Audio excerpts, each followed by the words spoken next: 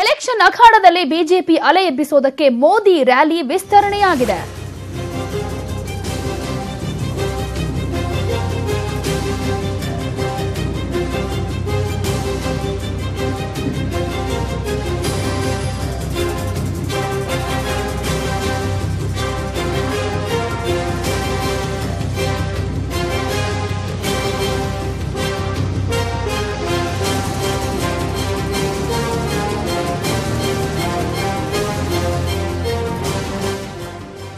Election ಅಖಾಡದಲ್ಲಿ BJP ಅಲೆ ಎಬ್ಬಿಸೋದಕ್ಕೆ ಮೋದಿ ರ್ಯಾಲಿಯನ್ನ ವಿಸ್ತರಣೆ ಮಾಡಲಾಗಿದೆ. 15 ಮಾತ್ರ ಅಲ್ಲ, ಒಟ್ಟು 21 ಸಮಾವೇಶವನ್ನ ಪ್ರಧಾನಿ ಮೋದಿ ನಡೆಸುತ್ತಾರೆ.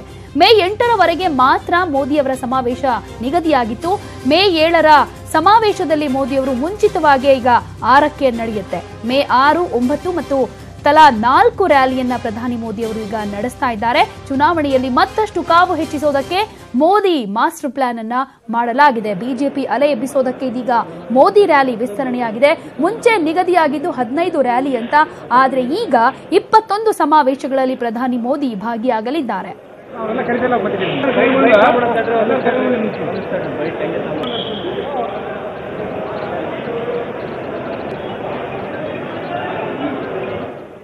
ಈ ಬಗ್ಗೆ ಇನ್ನಷ್ಟು ಅಪ್ಡೇಟ್ಸ್ ಅನ್ನ ನಮ್ಮ ರಿಪೋರ್ಟರ್ ರಮೇಶ್ ಹಿರೇಜಂಬೂರ್ ಕೊಡ್ತಾರೆ. ರಮೇಶ್, 15 ರ್ಯಾಲಿಯಲ್ಲಿ ಮೋದಿ ಭಾಗಿಯಾಗ್ತಾರೆ ಅನ್ನೋದು ನಿಗದಿಯಾಗಿತ್ತು. ಈಗ 21ಕ್ಕೆ ಏರಿಕೆಯಾಗಿದೆ. ಇದರ ಹಿಂದಿನ ಮಾಸ್ಟರ್ ಪ್ಲಾನ್ ಲೆಕ್ಕಾಚಾರಗಳೇನು ಅಂತ? ಪ್ರತಿಮಾ, ಪ್ರಧಾನಿ ನರೇಂದ್ರ ಮೋದಿ ಅವರ ರ್ಯಾಲಿಯನ್ನ ನಡೆಸೋದ್ರ ಮೂಲಕ ರಾಜ್ಯದಲ್ಲಿ ಚುನಾವಣೆಯ ಒಂದು ಕಾವನ್ನ ಹೆಚ್ಚಿಸಬೇಕು, ಮೋದಿ ಅಲೆಯನ್ನ ಎಬ್ಬಿಸಬೇಕು, ಬಿಜೆಪಿ ಮತ್ತೆ ಅಧಿಕಾರಕ್ಕೆ ಬರುವಂತಹ ಪ್ಲಾನ್ ಅನ್ನ ಮಾಡಬೇಕು ಅಂತೇಳಿ ಬಿಜೆಪಿ ಈಗಾಗಲೇ ರಣತಂತ್ರವನ್ನ ರೂಪಿಸಿತ್ತು.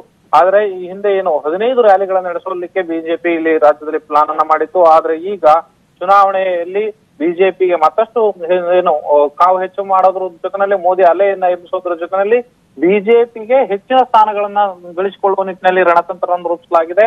ಅದಕ್ಕೆ ಪೂರಕವಾಗಿ 15 ರ್ಯಾಲಿ ಮಾಡಬೇಕು ಅಂತ ಏನ್ ತೀರ್ಮಾನ ಆಗಿತ್ತು ಅದನ್ನ ಮತ್ತಷ್ಟು ವಿಸ್ತರಣೆಯನ್ನ ಮಾಡಿ ಸುಮಾರು 21 ರ್ಯಾಲಿಗಳನ್ನ ರಾಜ್ಯದಲ್ಲಿ ಮಾಡಬೇಕು.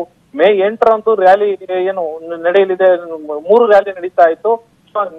ಮೇ 28ರಿಂದ ಒಂದು ಪ್ರತಿನಿತ್ಯ 4 ರ್ಯಾಲಿಗಳನ್ನು ನಡೆಸಲಿಕ್ಕೆ ಈಗಾಗಲೇ ತೀರ್ಮಾನವನ್ನು ಮಾಡಿದೆ. ಇದುವರೆಗೆ ಏನು ಪ್ಲಾನ್ ಮಾಡಿರೋದಂತೆ 1ನೇ ತಾರೀಕಿಂದ ಶುರುವಾದಂತಹ ರ್ಯಾಲಿಗಳಲ್ಲಿ ಪ್ರತಿನಿತ್ಯವೂ ಕೂಡ 3 ರ್ಯಾಲಿಗಳಲ್ಲಿ ಅಥವಾ ಸಮಾವೇಶಗಳಲ್ಲಿ ಪ್ರಧಾನಿ ನರೇಂದ್ರ ಮೋದಿ ಭಾಗಿಯಾಗ್ತಾ ಇದ್ರು.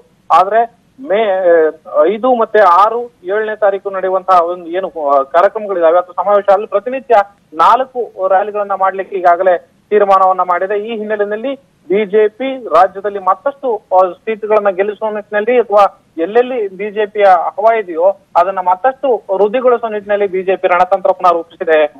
ಪ್ರತಿಮಾ, ಓಕೆ, ಧನ್ಯವಾದ ರಮೇಶ್.